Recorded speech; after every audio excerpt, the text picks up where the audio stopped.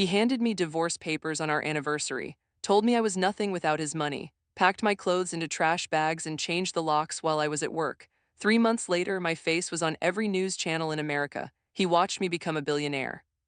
From a homeless shelter, I want you to imagine standing under bright studio lights with your hands shaking so hard you can barely hold onto a microphone. A host is smiling at you, cameras are flashing, and somewhere in the room, people are clapping for a life you don't even fully recognize as your own yet. That was me, standing there, heart pounding so loud I thought the microphone might pick it up. But to understand how I got to that stage, under those lights, you have to go back with me. Back to an ordinary Tuesday morning that started like any other and ended with my entire world folding in on itself. Before I take you there, I want to say something to whoever is watching this right now. If you have ever been counted out, underestimated, or told by somebody that you would never make it without them, this story is for you. Stay with me until the end, because what happened to me over those 3 months is proof that your lowest moment does not get the final say in your life.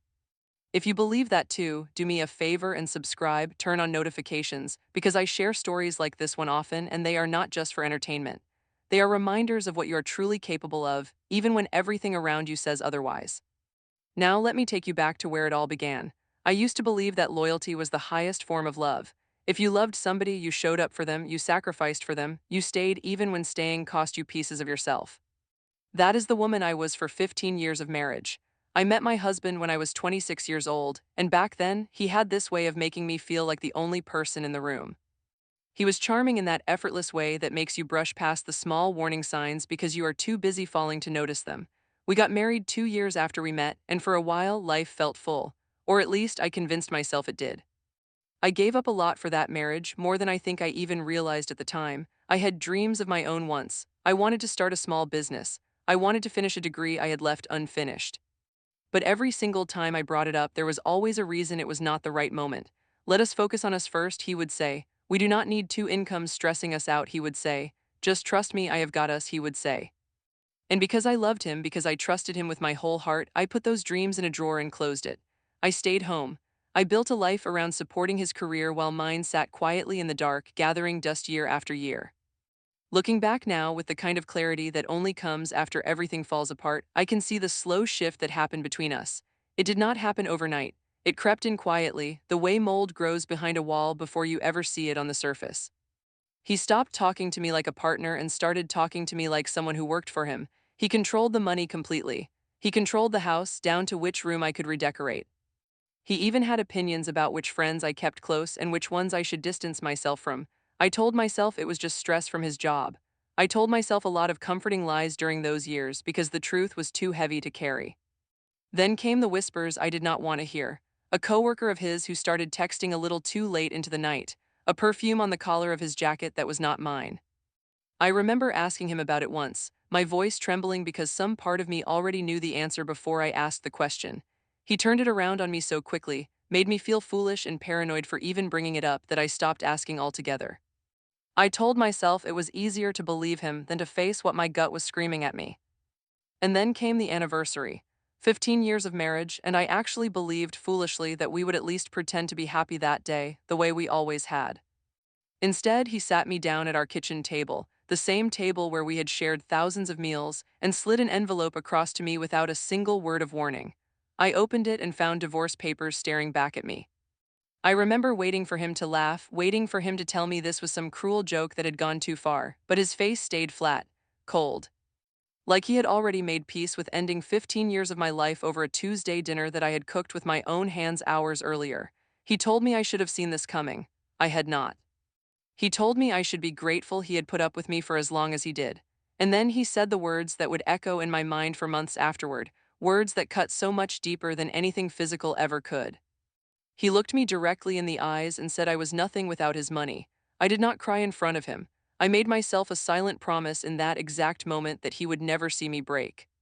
But when I left the house that night just to clear my head and breathe somewhere else for a while, I came back the next morning to find my clothes stuffed into black trash bags, sitting on the front porch like garbage waiting for pickup. The locks had already been changed. He had not wasted a single hour. The joint bank accounts were frozen before I even knew what was happening. My card stopped working at the grocery store, and I stood there humiliated while a line of strangers watched the cashier explain that my card had been declined. Even the car I drove every single day was in his name, and within a week, I no longer had access to that either. I called the people I thought were my friends, people I had laughed with, cried with, built memories with over the years. Most of them did not answer. The few who did told me gently, almost apologetically, that they did not want to get in the middle of it. My own family hesitated too, because he had already reached them first, already painted his version of the story before I ever had the chance to speak mine. By the time I tried to explain what had really happened, the narrative had already been written, and I was cast as the villain in my own life. In the span of one single week, I went from having a husband, a home, and an entire life built around a marriage, to having nothing but a suitcase and a phone with barely any minutes left on it. I sat in my car outside a gas station that first night, watching strangers go in and out to buy coffee and snacks, living their ordinary lives completely unaware that mine had just been demolished. I want to be honest with you about what those next few nights felt like, because I think honesty is the only thing worth offering in a story like this. I slept in my car for 3 nights. I parked in different spots each night, afraid of being noticed, afraid of being judged, afraid of somebody I knew driving past and seeing me there. On the fourth day, exhausted and out of options, I found out about a women's shelter not far from where I used to live, and I walked through those doors carrying more shame than I have ever carried in my life. I used to host dinner parties in a house with a chandelier hanging in the foyer. I used to plan elaborate holiday meals and worry about which tablecloth matched the season. Now I was filling out intake paperwork, standing in a line for a warm meal, and sleeping in a room with 6 other women I had never met, each of us carrying our own version of heartbreak into that same small space. But something happened inside that shelter that I did not expect to happen. I found a strange kind of dignity in the hardship. There was an older woman there who had been through her own storm years before I ever walked through those doors. One night, she noticed me sitting alone, barely touching my food, staring at the wall like it might give me some kind of answer. She sat down beside me without asking permission, and she did not say much at all. She just looked at me and said, "Baby, this is a chapter, not the whole book." I did not believe her that night. I was too far underwater to believe anything hopeful. But I never forgot those words, and somewhere deep inside me, they planted themselves and waited for the right season to grow. Outside the walls of that shelter, my ex-husband was busy rewriting our story for anyone who would listen. Mutual friends started telling me carefully that he was saying I had let myself go, that I had become unstable, that the divorce was really for the best for both of us. Social media had its own version of events too, filled with people who knew absolutely nothing about the reality of my life, yet somehow had strong opinions about it anyway. I learned quickly how easy it is for the world to believe the loudest voice instead of the truest one. There were nights during that time when I genuinely considered picking up the phone and calling him, not out of love anymore, but out of pure desperation. I thought about begging him to let me come back, just so I could have a roof over my head again, just so the shame of my situation would disappear. That is what desperation does to a person. It makes you consider crawling back to the very thing that broke you in the first place, simply because the unknown feels more terrifying than the pain you already know. But I did not call him. Something in me, even in that lowest, darkest place, refused to let him witness me crawling. I held onto whatever scraps of pride I had left, and I decided that whatever came next, I would build it myself. So I started small. I got a part-time job at a retail store, folding clothes for minimum wage, standing on my feet for hours at a time, smiling at customers while carrying a weight inside me that nobody could see. It was not much money, it was not glamorous, but it was mine. Nobody could take away a paycheck I had earned with my own 2 hands, and there was a strange kind of power in that realization. One evening, after a particularly long shift, exhausted and running on almost nothing, I walked past a small corner store on my way to catch the bus. I had exactly $2 left in my pocket after paying for my bus pass that week. For reasons I still cannot fully explain to this day, I walked into that store and bought a lottery ticket with the very last money I had. It was not really hope, if I am being honest. It felt more like a small act of rebellion, a quiet way of saying to the universe that I still believed something good could happen to me, even after everything that had gone wrong. I slid that ticket into the pocket of my old coat and walked to the bus stop, and within a day or two, I had completely forgotten it was even there.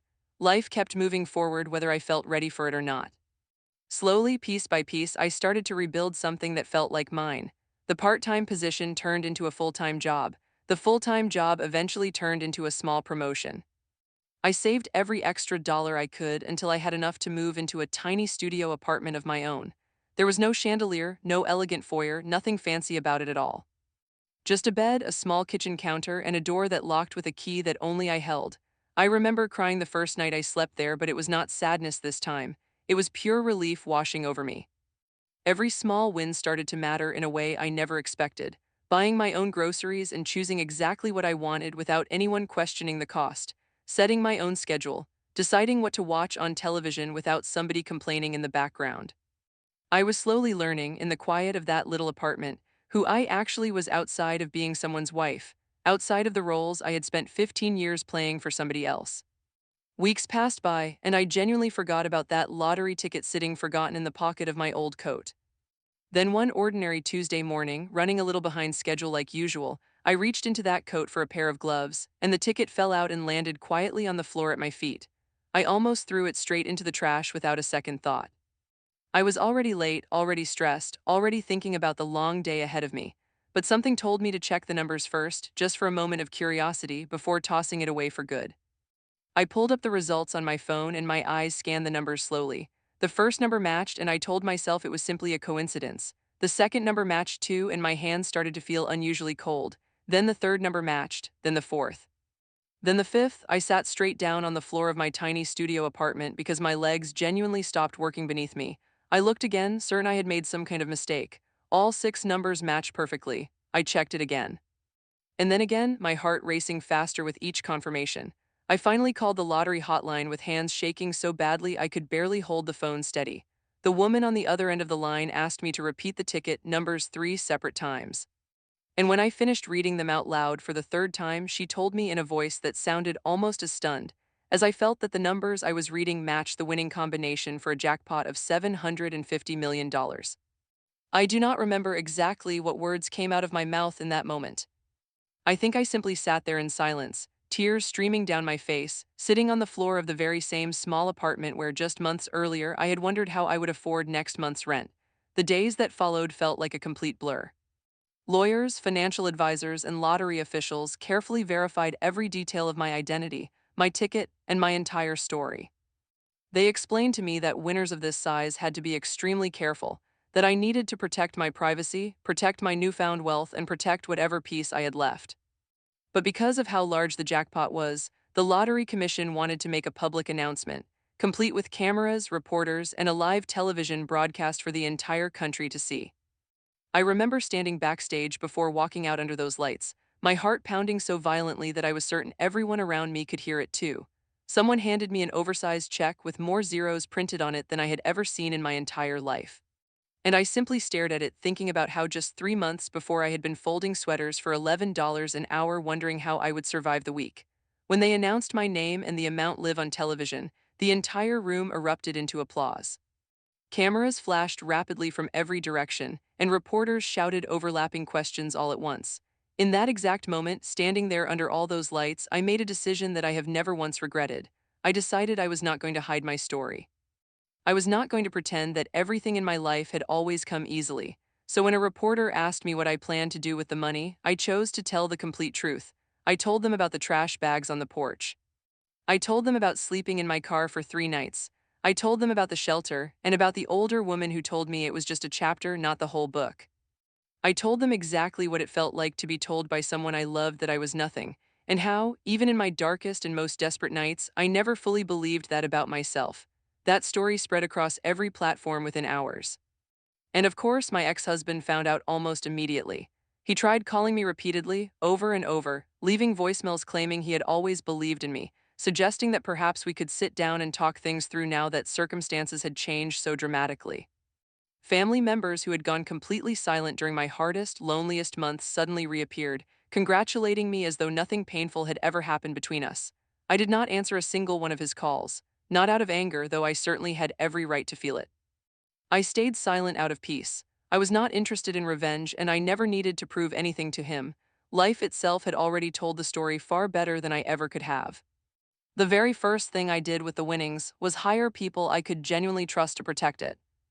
I brought on security, legal counsel, and a financial team who helped me understand what real, lasting wealth actually meant, because nobody had ever taught me that growing up, and certainly nobody had taught me that during my marriage. But once my future felt secure, my thoughts kept drifting back to that shelter. I thought about the women still living there, folding donated clothing, eating dinner in a room full of strangers, wondering quietly if their lives would ever look any different than they did in that moment. So I started a fund of my own. It helps women rebuilding their lives after divorce, after abuse, after losing everything they once believed was permanent. It covers emergency housing, job training programs, and legal fees for anyone walking through the same fire I once walked through. I have gone back to that very same shelter, not as a resident this time, but as someone writing checks that genuinely change the direction of people's lives. Sometimes, even now, I sit quietly and think back to the day he slid those divorce papers across our kitchen table. At the time, it felt like the absolute end of everything I knew. Now, with distance and healing, I understand it was actually the end of a life that was never fully mine to begin with. He believed that taking everything away from me would completely break me. Instead, it forced me to discover exactly who I was underneath all the roles I had been playing for so many years. Underneath being someone's wife, someone's shadow, someone's quiet support system.